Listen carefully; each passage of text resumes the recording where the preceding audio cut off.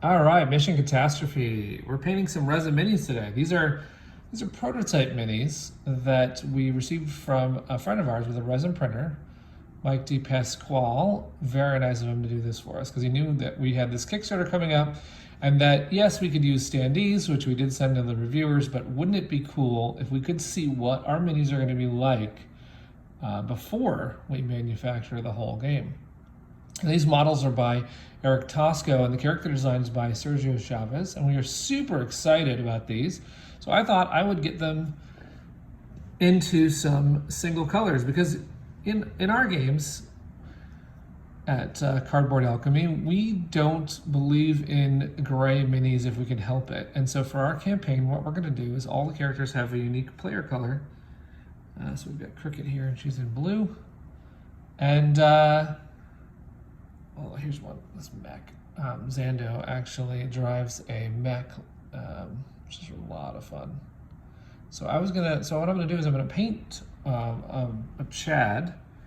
Here's our Gordon-like character, the lizard from the planet Reptivius colony.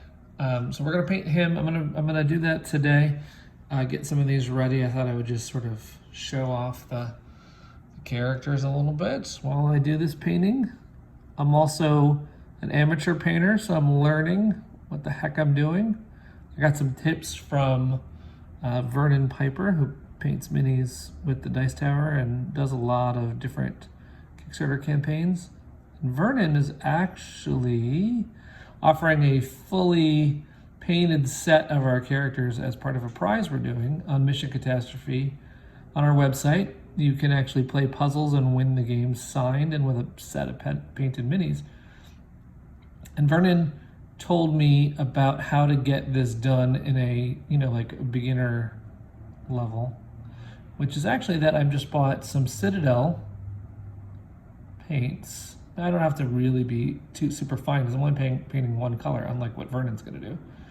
But these Citadel paints this is their contrast line, and it starts, kind of watery, kind of milky, ready to go. The consistency is right there, so you don't have to do any mixing. You're just ready to paint.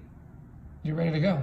I mean, it's easy, and the paint pools in sort of naturally pools in the area of the mini. Now, I don't know how much that is the primer.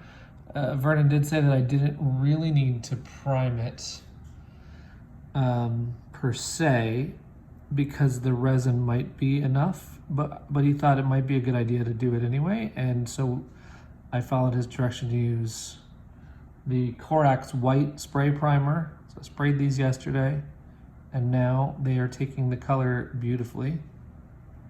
I have to say this is like really, it's a little cathartic just kind of painting and having not to deal with the details. So I was doing the details. His his jacket or cloth that they wear on his planet would be a different color, and he would have some company branded. He's wearing like the company shirt that doesn't quite fit, so that would be a different color and so forth. But all I have to do is get this guy solid and red. So that's what we're doing. It's pretty fun too, because in our game, what we've done is we've actually separated the character from their power. So the reason why we did that is you might like to play Chad, you might like to play the red piece and not feel like you always have to be the engineer if you're Chad, or always have to be the security captain, or always have to be the red shirt. You could be the captain with Chad, which we think is great. There's actually different roles in the game, and the roles are not tied to the character. So one game Chad could be captain, the next he could be the janitor. And the janitor does have unique powers. So all of a sudden you've got a different game with your favorite character, your favorite lizard, and foe to starship captains. You don't have to necessarily be the best at arena combat to be the role you want to be in the game. So we like that a lot. And so this is the red piece, Chad. He's kind of I wouldn't really want to be on a ship with, trying to outrace Chad to the escape pod. He looks like he would physically be able to take me down. But he's already ready to run to the escape pod here. But luckily that doesn't matter. You can still be just as fast and just as strong and just as lucky dodging the asteroid with any of our characters. So let me paint the bottom part here of Chad, and then I will show the other minis that I've done. So I'll get a couple more of them zoomed in here so that you can see those. And we're going live with this campaign on November 17th. So if you like to play fast, fun, quick, flexible and modular games with sort of a fun sci-fi angle, this is your game. It's very light and easy to get in, some quick games. It plays 1 to 6. So, and we have lots of modes. So we have a competitive mode, which is sort of at its core, the first one to the escape pod wins. We have a 2v2v2 or 3v3 team mode. We have solo modes that also function as co-op modes, and they have different AI opponents. So if you don't like the idea that you're all working against each other, you can instead be all working together to try and stop the ship from blowing up, which is a lot of fun. Personally, I love the first one there, Sole Survivor mode myself, because I think that it is a blast racing to the pod and trying to be first. But we've got the cards set up so that they play with either mode.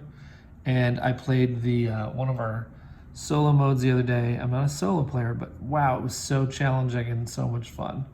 So now I want to beat it.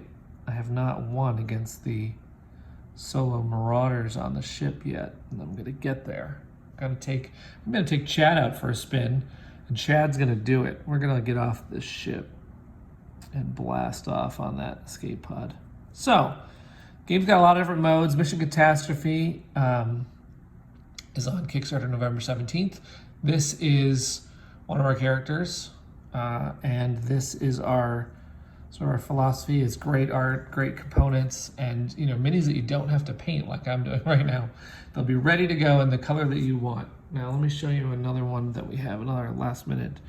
So we've got Blorp Johnson. I showed him earlier.